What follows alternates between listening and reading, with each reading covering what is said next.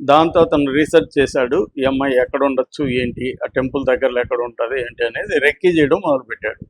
అందుకని ఈ అబ్బాయి తుర్కాంజల్లో ఒక రూమ్ తీసుకున్నాడు.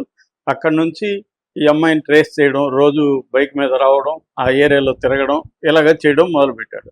దాంతో అతనికి మొత్తానికి దొరికింది ఈ అమ్మాయి. అక్కడ కేసీఆర్ మెడోస్ అని కప్పల చెరువు అంటారు. అక్కడ కేసీఆర్ మెడోస్లో ఈ అమ్మాయి ఉందనేది అర్థమైంది.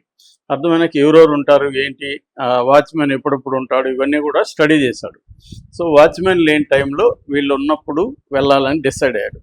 ఒకవేళ ఎట్లాంటి దీంతో చెప్పాలి అనుకున్నప్పుడు ఇతను ఒక కత్తి ఆర్డర్ ఇచ్చాడు. తర్వాత ఎలక్ట్రిక్ కట్టర్ ఉంటుంది కదా, కట్టర్ ఒకటి కొన్నాడు. ఎందుకంటే తలుపు ఒకవేళ తెరవకపోతే కట్టర్తో కట్ చేసి వెళ్ళాలని. అట్లాగే పెప్పర్ స్ప్రే, ఆ అమ్మాయి ఏమన్నా ఎదురిస్తే పెప్పర్ స్ప్రే, అమ్మాయి కానీ అబ్బాయి కూడా ఒకవేళ ఉంటే వాళ్ళ హస్బెండ్ పెప్పర్ స్ప్రేతో వాళ్ళని నిర్వీర్యం చేయాలని ప్లాన్ చేసుకున్నాడు. అట్లాగే అందరికీ తగలబెట్టి తాను కూడా చనిపోదామని కూడా అనుకున్నాడు. పెట్రోల్ కొన్నాడు. ఇలాగ ఒక పకడ్బందీ ప్లాన్ వేసుకొని ఒక ఆర్గనైజ్డ్గా సిస్టమేటిక్గా చంపడానికి ఏ అడ్డంకులు ఉన్నాయి, దానంతా ఎలా అధిగమించాలి, ఇవన్నీ ప్లాన్ చేసుకుని అతను అన్నిటికీ సిద్ధమయ్యి వెళ్ళాడు. దొరికినా ప్రాబ్లం లేదు, జైలుకి వెళ్ళినా ప్రాబ్లం లేదు. చనిపోవడానికి అతను కూడా సిద్ధమయ్యాడు. ఎందుకంటే అతనికి బతికేం కనబడలేదు. సో వెళ్ళిపోయి ఆ అమ్మాయిని తలుపు తెరితే బెల్ కొడితే తీశారు. దాంతో లోపలికి వెళ్ళిపోయి ఇమీడియట్గా అమ్మాయిని చంపాలనుకున్నాడు. బట్ ఆ అమ్మాయి హుషారుగా తలుపు తీసి వెళ్దామని ట్రై చేసింది. లోపలికి వెళ్ళి అబ్బాయి గడిపెట్టాడు. ఆ అమ్మాయి తలుపు తీద్దామని ట్రై చేస్తే వెనక నుంచి కత్తితో కొట్టాడు.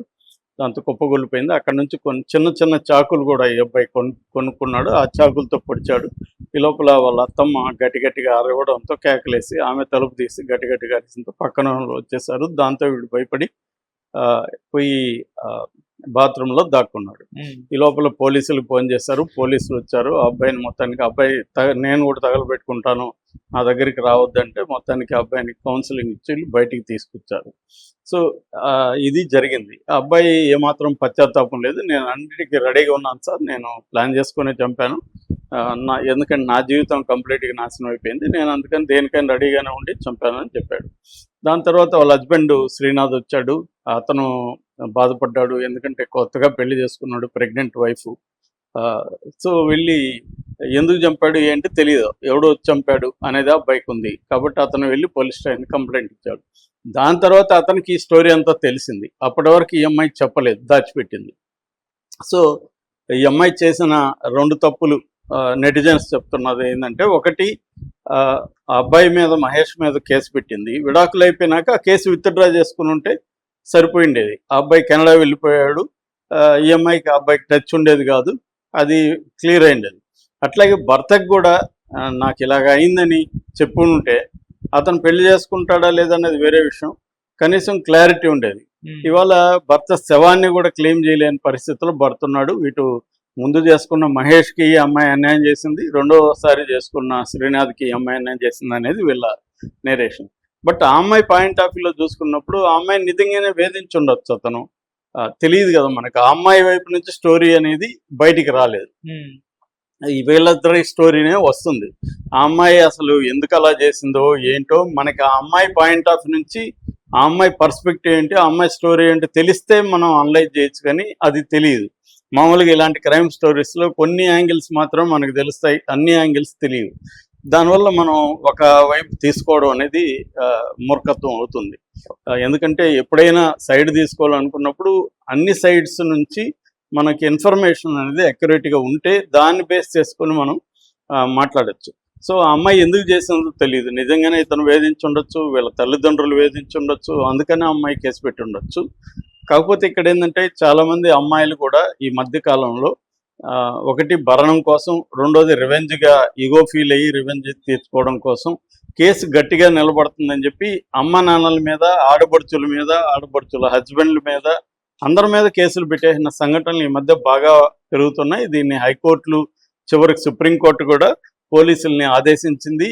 ఎవరైనా ఇలా కంప్లైంట్ ఇచ్చేసినప్పుడు మీరు వాళ్ళ ఫ్యామిలీని అరెస్ట్ చేయకండి, ముందుగా విచారించండి, ప్రాథమిక విచారణ చేసినాక ఆధారాలు ఉంటేనే వాళ్ళని విచారించండి తప్ప ఇమ్మీడియట్గా అరెస్టులు చేయడం ఇవన్నీ చేయకండి అని సుప్రీంకోర్టు కూడా 498 దుర్వినియోగం గురించి మాట్లాడింది. ఎందుకంటే చాలామంది అబ్బాయిలు దీంట్లో ఇబ్బందులు పడి సుప్రీంకోర్టుకి లెటర్లు రాసి చనిపోవడం, లేకపోతే వాళ్ళ ఆత్మహత్య వీడియోలు చేసి చనిపోవడం ఇవన్నీ జరుగుతున్నాయి ఈ మధ్య కాలంలో. ఉమ్, అలాగా ఏమన్నా ఈ అమ్మాయి చేసిందా, వీళ్ళ ఇంట్లో వాళ్ళు కూడా అమ్మాయిని రాక్ గైడెన్స్ చేశారనేది నెంబర్ 1 పాయింట్.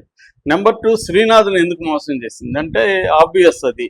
ఇప్పుడు ఇవన్నీ చెప్తే ఇతను పెళ్లి చేసుకోకపోవచ్చేమో, సో ఆ అమ్మాయిని లైక్ చేస్తున్నాడు, ఇతనితో జీవితం బాగుంటుంది, అదేదో అయిపోయింది, దాని ఇప్పుడు ఇతనికి చెప్పి ఇతను పెళ్లి చేసుకోకపోతే మళ్ళీ మన బతుకు ఆ, ఎట్లా ఉంటుందో అనేది ఆమె భయపడి ఉండొచ్చు.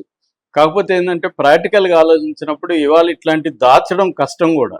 ప్రాక్టికల్గా ఈ రోజు కాకపోయినా రేపైనా బయటపడుతుంది. ఎందుకంటే ఒక పెళ్లి చేసుకొని కాపురం చేసి విడాకులు తీసుకున్నప్పుడు ఎక్కడో ఒక చోట అది బయటకు వస్తుంది. ఉమ్, సో ఆ అమ్మాయి కొంత బ్రాడ్గా ఆలోచించలేకపోయింది, నేరోగా తన లైఫ్ని మాత్రం ఆలోచించింది.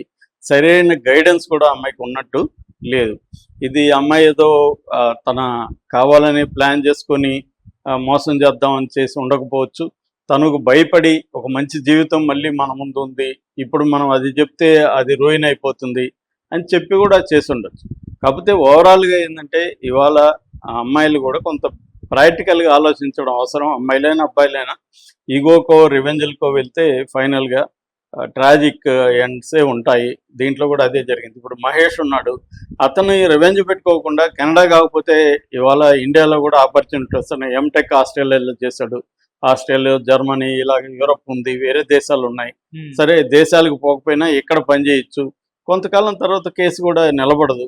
సో అది ఆ అబ్బాయి ఓపిక లేదు. అంటే ఆ రెవెన్యూ మోడ్లోకి వెళ్ళిపోయినాక అతనికి నేరో టన్నల్ విజన్ అంటారు, ఆ టన్నల్ విజన్లోకి వెళ్ళిపోయాడు అతను. అతనికి ఇంక జీవితం అంతా వేస్ట్ అన్న ఫీలింగ్ వచ్చింది. దానివల్ల ఇప్పుడు అతని జీవితం కూడా వేస్ట్ అయిపోయింది. ఒక అమ్మాయిని చంపేశాడు, వీళ్ళ ఫ్యామిలీ ఇప్పుడు శ్రీనాథ్ లైఫ్ ఇదైపోయింది. ఉమ్, ఇలాగా వీళ్ళిద్దరూ ప్రాక్టికల్గా థింక్ చేయకపోవడం, ఒక తమ ఉన్న ఇష్యూని ఎలా అర్థం చేసుకొని ముందుకెళ్ళాలి అనే దాంట్లో వాళ్ళకి ప్రాపర్ గైడెన్స్ లేకపోవడం, ఇది ప్రధానంగా మనకి అర్థమవుతుంది.